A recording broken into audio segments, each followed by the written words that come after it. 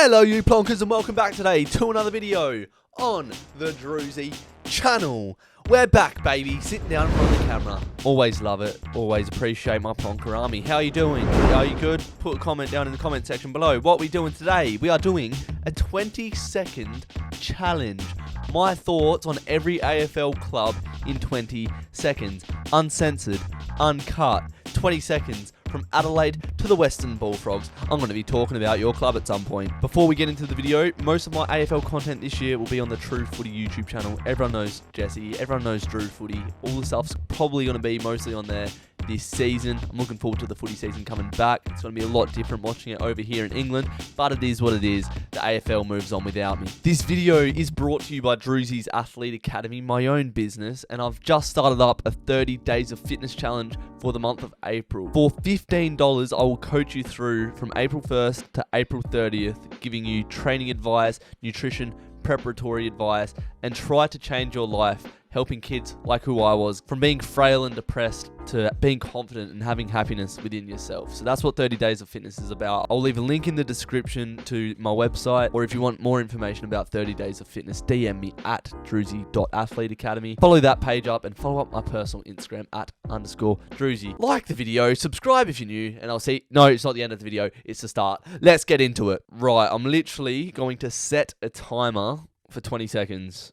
And once it goes off, I'm going to stop talking about the club. Maybe I'll finish early sometimes. Maybe I'll finish late on others. We're going to start with Adelaide in 3, 2, 1.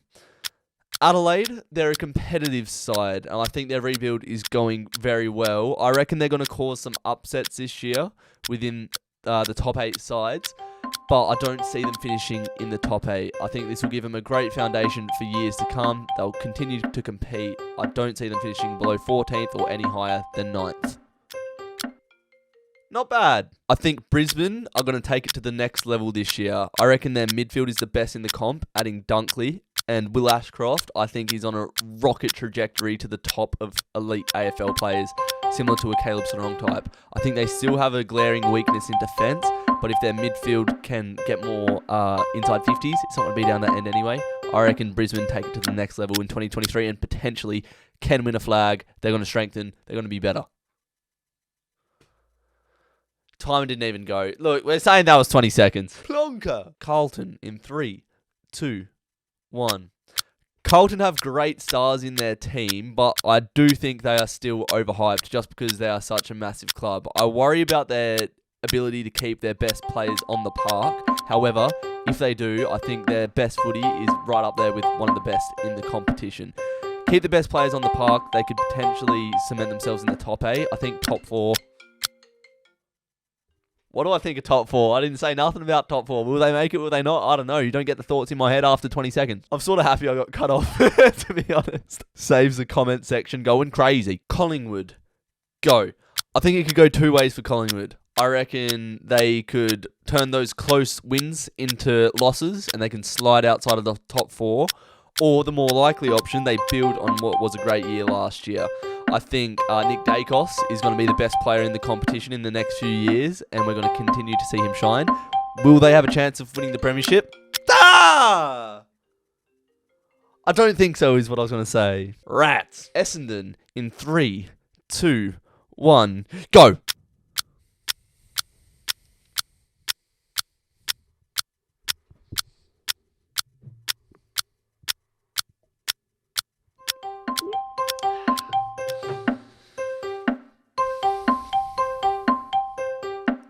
Oh, isn't Tipper back? Yeah.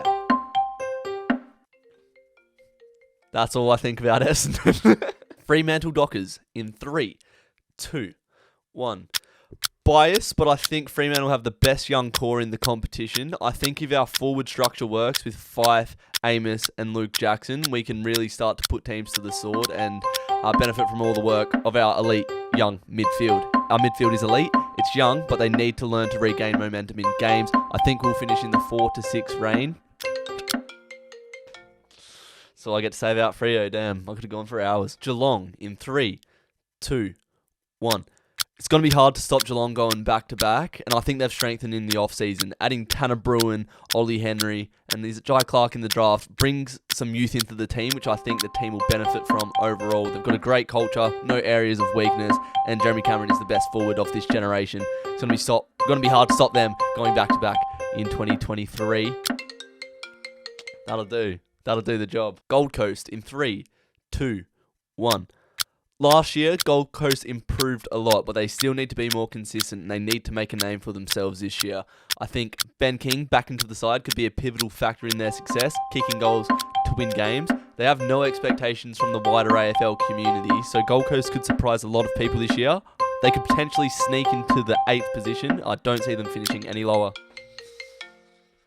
than 10th. I was going to say than 10th. GWS in 3, 2, 1. GWS are in a weird spot. They've still got some of the players from that 2019 Grand Final side, but they've also just injected elite youth into their list over the past few years. Hopefully they stay. Will they? It remains to be seen. GWS, I think they'll finish probably in the bottom 8. They're in a weird position, and I don't really think about GWS too much. Hope Darcy Jones has a good year. Nice! I like that. Hawthorn in 3, 1. Hawthorn, they're a great competitive side and think... Fuck, I've cooked it. Hawthorn are a good side. They compete every week, no matter what. Even if their list quality isn't great, they always compete, which you can't say for every side in the competition. I think Sam Mitchell is planting the seeds for the future of the club. I don't think they'll finish any higher than 12th, but no lower than 15th. I stuffed that one up. Look, to be fair, that's not bad. First stuff up, Hawthorn. I'll take that. Melbourne Demons in 3, 2, 1. I think people are sleeping on Melbourne. I reckon last year, people forget that, they were dominating up until the halfway point of the season, and then they had real bad injury luck, which derailed their season. I reckon they can get back to their best in 2023 and show what they produced in 2021. The ruck dynamic between Gawn and Grundy will be fantastic. I think they can win the premiership this year, the D's. Nice. North Melbourne in 3, 2, 1.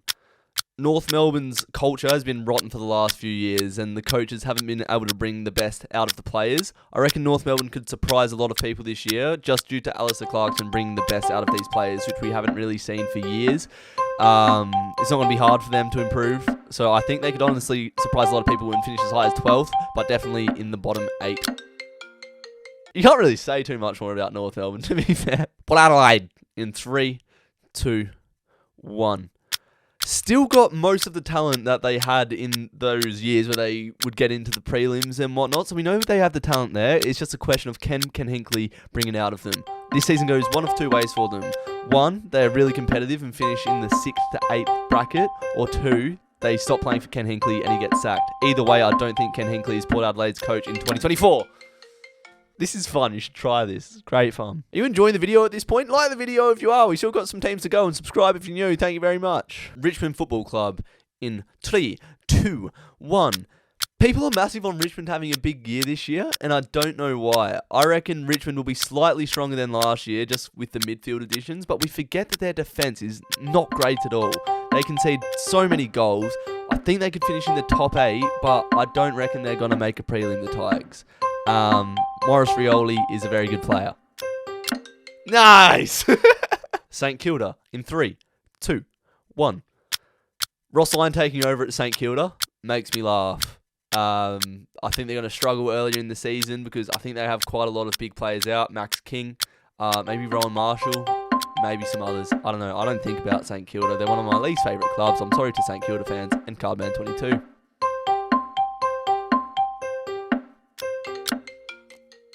Sydney Swans in 3, 2, 1.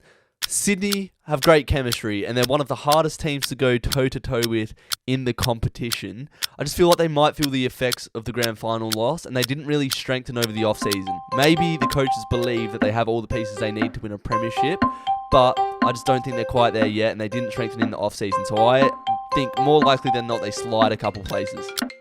Just a couple. Just maybe 1 or 2. Like, I obviously want to say more about Sydney. That is such a rough cop for them. But, look, it is what it is. West Coast in 3, 2, 1.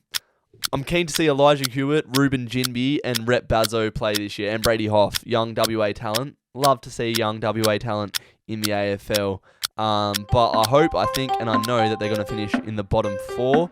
Their older players need to start retiring to let the youth come in. Gaff, Chewy, get out. You're not doing the club any more favours. And then I don't even want to speak anymore about West Coast. That's plenty. That's 20 seconds too long. Druzy, don't hate on West Coast. You're so biased. Get a grip. And the Western Bulldogs in 3, 2, 1.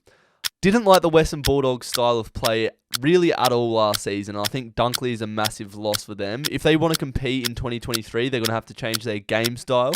Potentially Norton's last season in the Western Bulldogs is what the paper talk is saying. I don't see them finishing any higher than 8th or any lower than 14th. I reckon they miss the 8 though and struggle. Didn't even have to utter Rory Lobb's name. So there it is. There is my 20-second thoughts of every AFL team heading into 2023. Before you click off the video, make sure you leave a like if you enjoy it and subscribe if you're new. Druzy's Athlete Academy can genuinely change your life. If you want one-on-one coaching with me, have a personal client-to-coach relationship with me. If you're an athlete, if you're looking to get into the gym and change your life, I'd be more than happy to help. Use the link in the description or just message me on Instagram at druzy.athleteacademy or at _Druzy. Next video will be Bayern Munich matchday vlog. If you're a football man, Bayern Munich, one of the biggest clubs in Europe, I'll be there on Saturday. So keep your eyes peeled for European football vlogs coming out on the channel very soon. I appreciate you watching. Thank you for watching the video, and I'll see you in the next one. Take care, you plonkers.